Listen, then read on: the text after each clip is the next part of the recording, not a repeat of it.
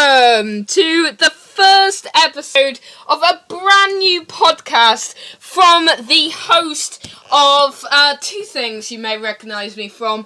I'm the younger person from the Doctor Podcast, Doctor Time and Space, alongside D Cool or Dr. Cool, and I'm also from the YouTube channel Mr. Lewis Moon. So hello. Now, Doctor Time and Space, by the way, you can check out on Podomatic. Now, this isn't a publicity for that. I just wanted to say that we've got a new podcast here. This is episode 1. Hopefully not just a tester, just hopefully something that will happen every week or every couple of weeks or whatever, or a couple of times a week. Hopefully once a week. I should get this going. I'll be on my own most times. Sometimes maybe Decool shall join me. But if you're familiar with our other podcast, Doctor Time and Space, which is an hour long each week, and don't worry, as you may notice from the runtime, this isn't going to be as long. This is just going to be sort of a short 15-20 minute sort of discussion, and basically something we do every week, usually doing our reviews on our Doctor Podcast, Doctor Time and Space. We do a thing called Too Good Too Bad, where both me and Dr. Cool pick out one good thing each and one bad thing each about the particular subject that we're discussing. And it's D Cool's idea. Thank you, D Cool. And I'm here today for Too Good Too Bad, the first episode of Too Good Too Bad. And I thought I'd focus a bit about James Bond, because I've been on a marathon for James Bond. Sometimes there'll be Doctor Who themed discussions on Too Good Too Bad, and sometimes there will be other discussions on movie and TV. When I've completed a TV series, I'll do that in a whole. Sometimes I'll do movies singularly. Usually when I go and watch a film at the cinema, I'll do a Too Good Too Bad on that. And sometimes the old films, or sort of not so new films, if there's a way to group them in some kind of category by director or genre or the film series, then I will. So today I'll be discussing the Sean Connery era Bonds. Now today I can't get the Too Good Too Bad sound, the sound up. Hopefully that should be up for us next week, but this week sadly we'll have to cope with that jazzy opening, but well, it's not really sadly, so I think we should just commence with a bit of a discussion on the Sean Connery Bonds, just quickly before we go into the main part of the show, the Too Good Too Bad bit. Sean Connery is often referred to as the best Bond. So far I can't really judge, because I haven't seen any of Timothy Dalton and Pierce Brosnan's Bonds, because I'm making my way through on my Bond marathon. I met Spy Who Loved Me. I'm not doing them individually because there's 24 of them and that would take up 24 whole shows, so I'm not doing them individually. And then there's Casino Royale, 1967 version, and Never Say Never Again, the one where Sean came back, and I'm not counting that because I haven't watched that, and I haven't got the DVD of it, so because it's not an official one in the canon. So I am going to be I think this era, I do often go on tangents, by the way, just to let you know if you're not familiar with myself. It's a very good era of Bond. My second favourite Bond is Sean Connery, after the one and only Roger Moore, who sadly passed away a couple of years ago. He's a wonderful Bond, and I love him, but we'll get to him in a few weeks' time. And, I'll keep updating you on where I am in Bond marathons and stuff over on my YouTube channel, Miss Lewis Moon. And it's I think we should just go on to discuss the Too Good Too Bad, shall we? Too Good Too Bad. Okay, a bit of a different Too Good, Too Bad than the one you may be used to if you listen to the Doctor Time and Space podcast. Basically, just to let you know what Too Good, Too Bad is, we pick two good things to do with any given subject. In this case, the Sean Connery era Bond, so I'll be picking two good Sean Connery era Bonds, and then two bad on the subject too, on the Sean Connery Bonds. Sometimes when I'm doing individual movies or TV shows, rather than picking categories, I will not do them like this. I won't do them film wise. I will do them as moments or things about the movie. For example, next week's, which I'll reveal what's coming up next week at the end. It's a big one. I'm gonna start off with the two goods. So, I would say my first good has to be the big one, Goldfinger. Goldfinger is the best Bond, and in my opinion, one of the standout and best films that I've watched. I think it's one of the only films that warrants a 5 stars. I think it's creeping from a 4.5 to a sort of low sort of 5. I think it is one of the best films, in my opinion, and definitely the best film of this particular franchise. There's so much iconic things going on in it. There's the most iconic Bond girl in Pussy Galore. I think you could say she's up there with people like Honey Rider, and the other one in Live and Let Solitaire, that's it.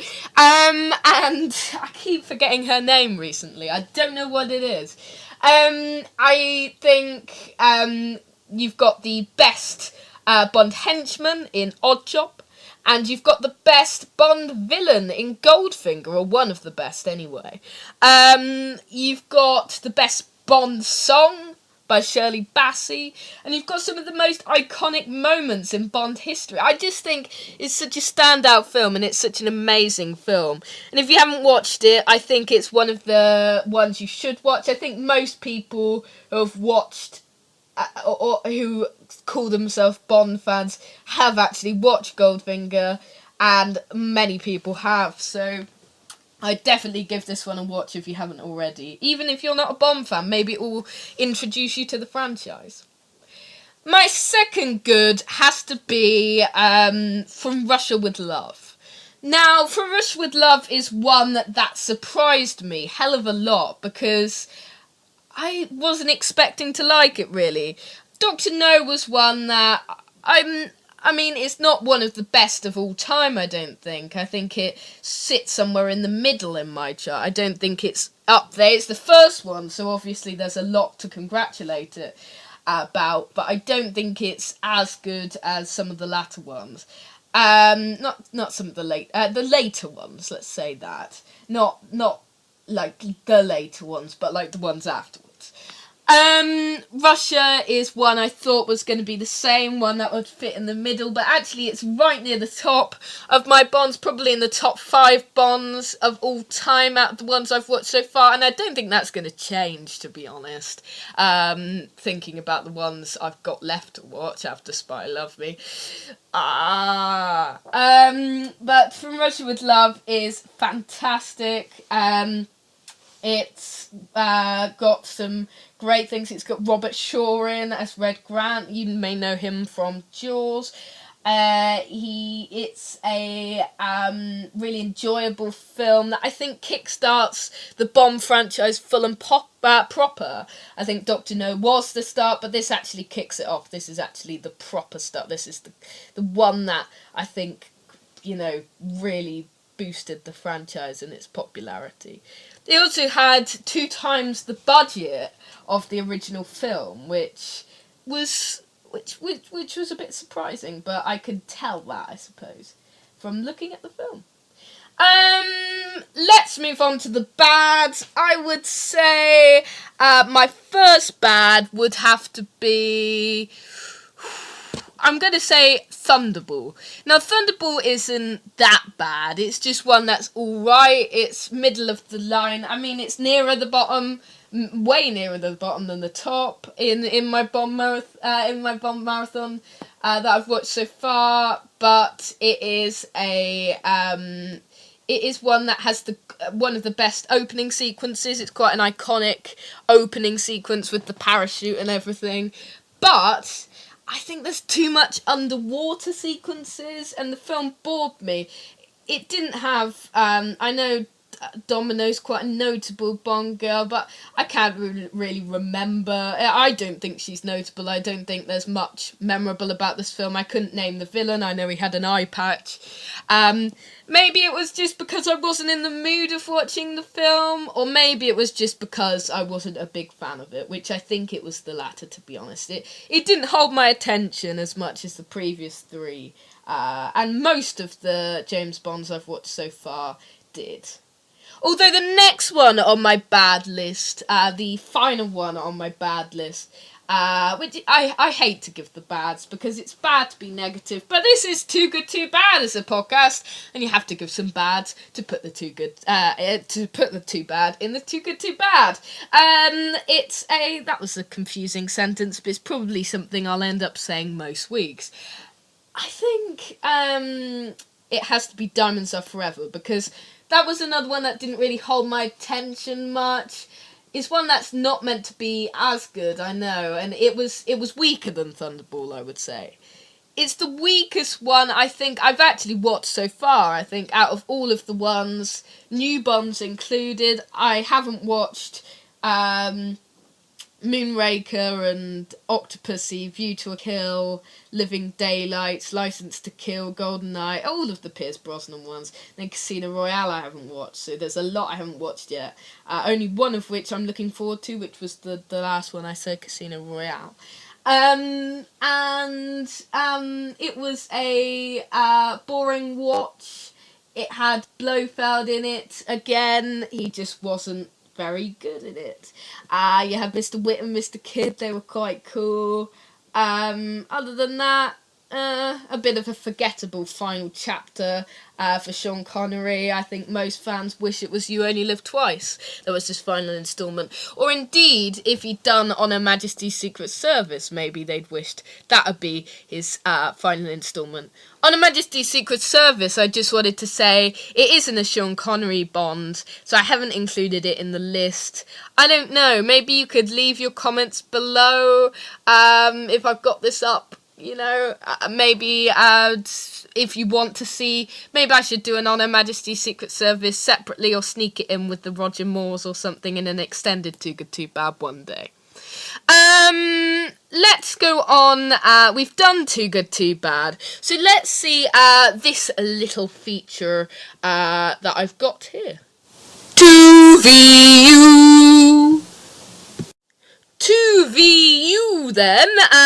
This is a little feature I've added as the end, and what I do is I compare the one of my two good choices or the movie itself. So today I'm going to be comparing the two good choice, but sometimes when I'm just doing an individual story, I'll just compare the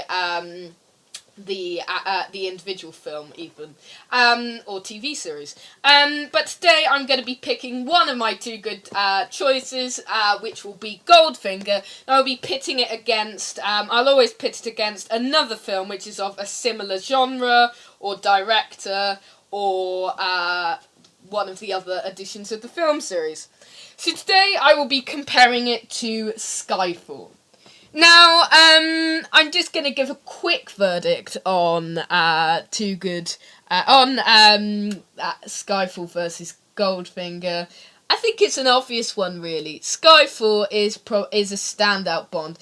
Maybe the second best of the franchise, if not the third, I'm not sure. Sort of weighs about the same level as Live and Let Die, I think, in my opinion. It's an amazing chapter of Bond filmage. It's absolutely amazing. I love it. It's just it's brilliant. It's the best one of the Daniel Craig ones, and it's the second best, if not third best Bond, as I said. So, but Goldfinger's the first best Bond, so obviously it can't beat it. So the winner of 2VU is Goldfinger. So well done, Goldfinger, for doing that. Sean wins up against Daniel. Wonder if that's a good feature. I don't know, but I'll be comparing things like that hopefully over the next few weeks as well. So what do I give the Sean Connery era of Bond as a whole? I would say that the Sean Connery era Bond gets an 8 because there's some really great films in there. In individual wise, I'd say Dr. No gets probably a 7.5. A low 8, probably. A low 8. From Russia with Love, 8 again, probably. What do you call it? Goldfinger is a 10. Thunderball is probably a 6, maybe. Very high 6. I would say the You Only Live Twice is a 8. And Diamonds Are Forever is a 5, so quite harsh on that one. Thank you for listening today. My voice is starting to go, so I'll see you next week. What are we doing next week? We will be giving a review of. Not really a review. I'll be doing a review on my channel of it because it's a very big film. I'll also be doing a Too Good, Too Bad of it because I've got a feeling there's going to be a hell of a lot of content to discuss that warrants about 2 whole things about it. And of course we'll probably be talking about it in Doctor Time and Space over the next 2 weeks. So that is going to be Avengers Infinity War. So we'll be discussing that next week with some positives and negatives, if we can find enough negatives, or positives even, depending on what I think of the film. I'm hoping I like it, but I'll let you know that next week. Anyway, thank you for listening to our show today. It's been very nice having you. Hopefully it worked. It would be nice to hear your feedback on how we could improve the show. Please leave that in the comments below. Is there anything you'd like us, any new features or any improvements we'd like to make to any of the features, or do you want to suggest a comparison that we should compare Infinity War to? So for example, do you want us to compare it to Guardians of the Galaxy in quality, or Civil War, or something like that? Just if you want to leave a comment, please leave it in the comments below.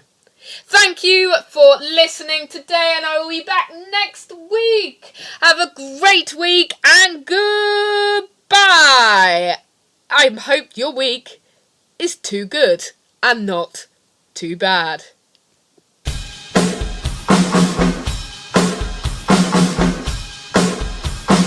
Too good. Too bad. Too good. Too bad. Too good. Too bad. Too good, too bad.